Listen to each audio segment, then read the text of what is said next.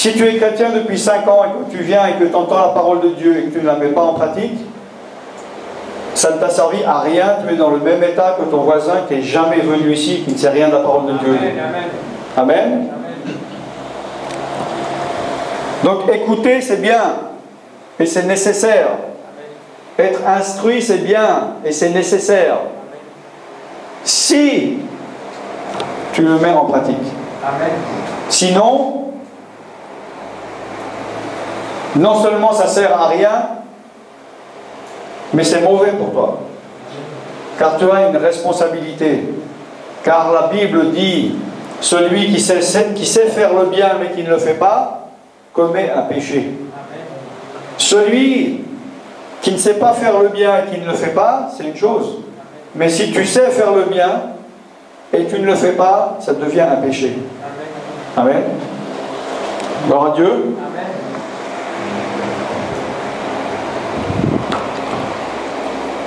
Il faut donc que tu comprennes que si tu veux des déblocages dans ta vie, s'il y a quelque chose dans ta vie, je ne comprends pas pourquoi, j'ai tout fait ce qu'il fallait, mais ma vie ne change pas. Pose-toi la question, si tu fais ce que tu sais que tu dois faire, si ta vie est en rapport avec la parole de Dieu ou non. Amen.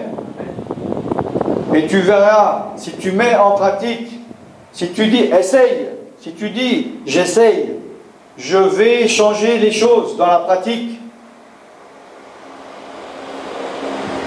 tu verras que Dieu va agir. Amen. Car il est dit que la parole de Dieu ne revient pas à lui sans avoir fait son effet. Mais la parole de Dieu ne fait son effet que si elle tombe en bonne terre. Si elle tombe à côté du chemin, le diable vient la voler, la parole de Dieu ne fait pas son effet. Car les conditions que je parlais au début ne sont pas remplies. Amen. Il faut donc que tu changes, pas seulement te dire oui, c'est intéressant ce qu'il dit, je vais y réfléchir, ou je le ferai, et tu ne le fais pas. Il faut que tu le fasses. Si tu écoutes ce message et que tu ne le mets pas en pratique, il ne t'a servi de rien. Si dans 2 mois, on te dit, tu te souviens, Alan Rich est venu à Mybook, ah oui, qu'est-ce qu'il a dit? Ah, je sais pas, mais c'était joli. À quoi ça veut dire? Ça t'a servi à rien. Par contre, si tu as mis en pratique, tu diras, oui, je sais exactement ce qu'il a dit, parce que j'ai mis en pratique et je porte les fruits même 10 ans après. Amen. Il y a des paroles de Dieu que je me souviens d'il y a 20 ans que j'ai entendues. Amen. Et je m'en souviens encore de l'homme qui l'a dit, parce que ça a eu un impact dans ma vie. Amen. Amen. Amen. Mais il y a des paroles il y a 2 semaines, je ne sais même pas ce que la personne a dit. Parce que je n'ai pas écouté. Amen. Amen. Amen.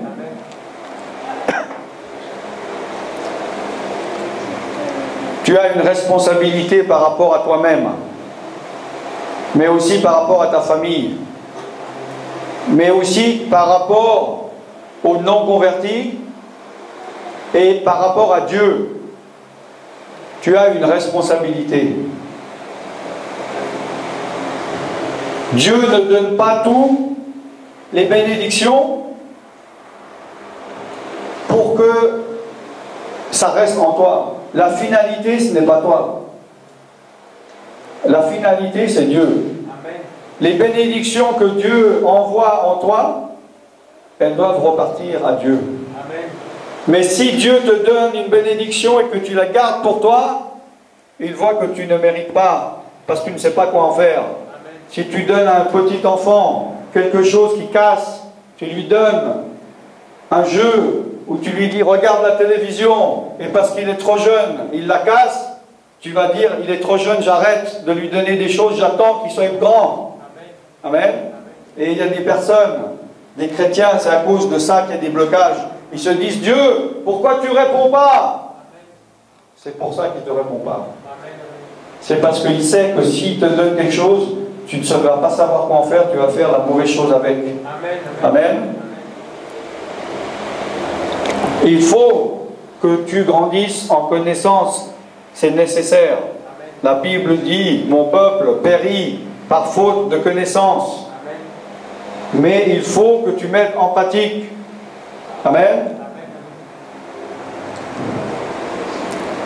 Nous allons fermer les yeux, s'il vous plaît, nous mettre devant Dieu.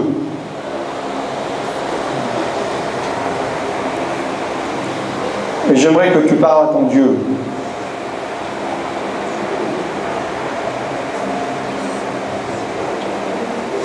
Sois droit devant ton Dieu. Dieu veut que tu sois sincère. Dieu connaît ton cœur. Si tu dis quelque chose, tu fais autre chose, c'est toi-même que tu trompes. Sois au moins sincère. Dis à Dieu, si tu ne veux pas marcher avec lui, dis-lui, dis, Seigneur, j'aime trop mon péché, je n'obéirai pas maintenant. De toute façon, Dieu le sait déjà, mais ne dis pas, oui Seigneur, oui je vais faire, oui je vais changer, tu ne le fais pas, tu aggraves ton cas. Sois sincère devant ton Dieu. Confesse ton péché. Viens à lui tel que tu es. Humilie-toi devant lui et il t'élèvera. Approche-toi de lui et il se rapprochera de toi.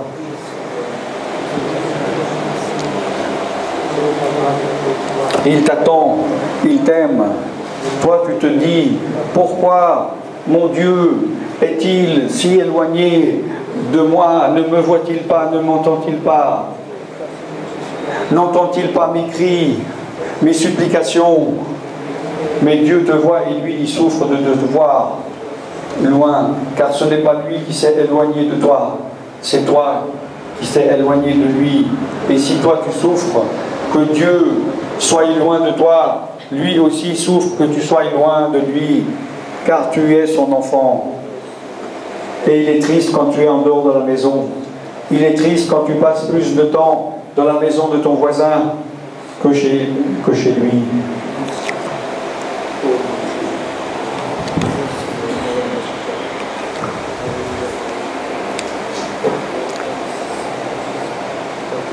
Parle devant Dieu. Prends même une petite décision. La Bible dit, vaut mieux ne pas faire de vœux à Dieu que faire un vœu et ne pas le tenir. Amen. Très doucement, doucement. Dieu préfère ce soir, parmi les 2 choses, les 10 choses, les 100 choses que tu dois mettre en ordre dans ta vie, choisis-en une, même petite mais qui est faisable, et tu vas faire ce que tu as dit, tu vas t'engager, et si tu fais ça, tu verras les principes de Dieu s'accomplir dans ta vie. Et ça t'encouragera à aller plus loin. Mais ne t'engage pas à dire je vais faire ça, je vais faire ci, je vais faire ça, et tu ne le fais pas. Car tu t'enfonces encore plus, tu t'éloignes encore plus de Dieu, tu rentres encore plus dans la confusion.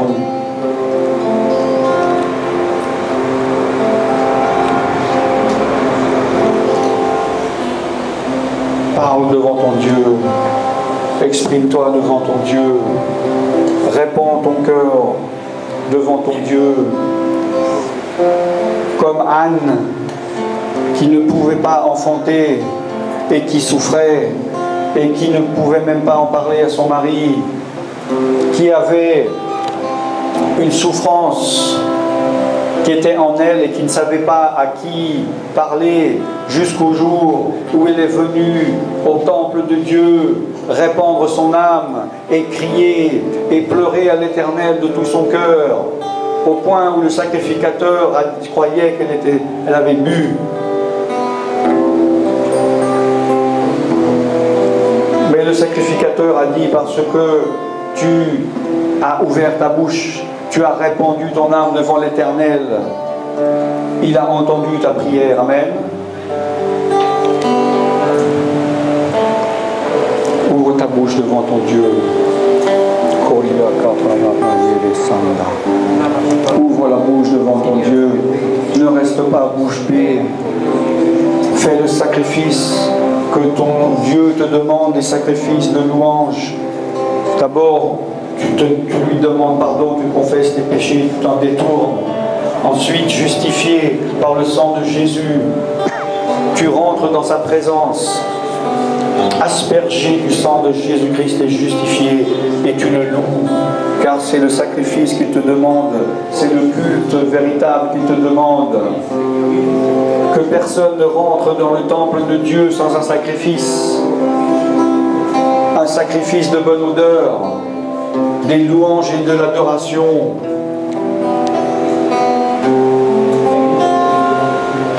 Tu dois quelque chose à Dieu. Tu as un dû.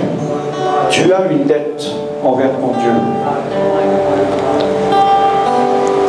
Payes-tu ta dette? Ou es-tu hors la loi? Cette dette, c'est de lui rendre la gloire qui lui est due. Et tant que tu résistes et que tu ne veux pas ouvrir ta bouche et lui rendre la gloire, tu bloques toutes tes bénédictions, tu bloques toute ta vie. C'est le prix que tu as payé. Tu lui dois, tu as une dette. Oserais-tu ne pas payer ta dette à l'État? Oserais-tu ne pas payer ta dette à un ami? Comment oses-tu ne pas payer ta dette à Dieu après tout ce qu'il a fait pour toi? Où est la reconnaissance?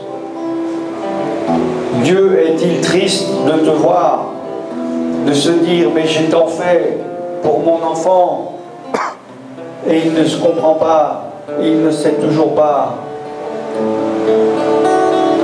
comment être avec moi? Reviens à moi, dit l'Éternel. Reviens à moi, dit l'Éternel. Car je t'ai racheté. Et tu as été racheté, non pas avec du sang d'agneau, non pas avec du sang de bouc ou de poulet, mais avec le sang de Jésus-Christ, le Fils de Dieu, l'agneau de Dieu, immolé pour toi. Son sang a coulé, son cœur a été percé pour toi.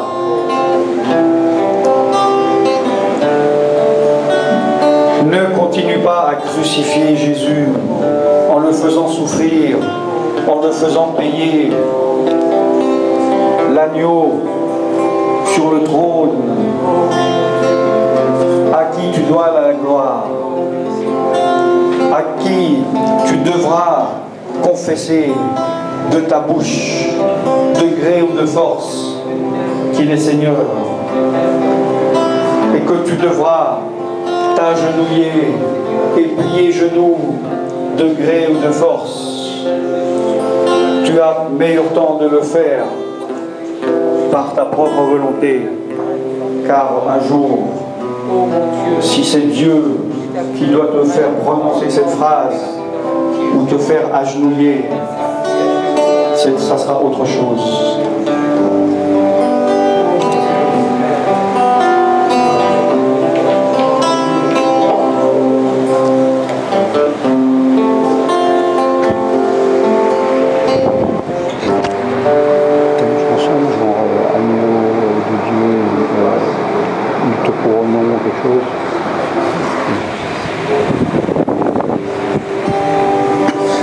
Ouvre ta bouche, ouvre ta bouche. Lève-toi maintenant devant ton Dieu. Lève-toi devant ton Dieu. Lève-toi devant ton Dieu. Si tu es assis sur une chaise, tu te lèves devant ton Dieu. Est-ce que tout le monde entend et me comprend? Est-ce que ceux qui sont assis sur une chaise dans cette salle peuvent se lever? Lève-toi devant ton Dieu.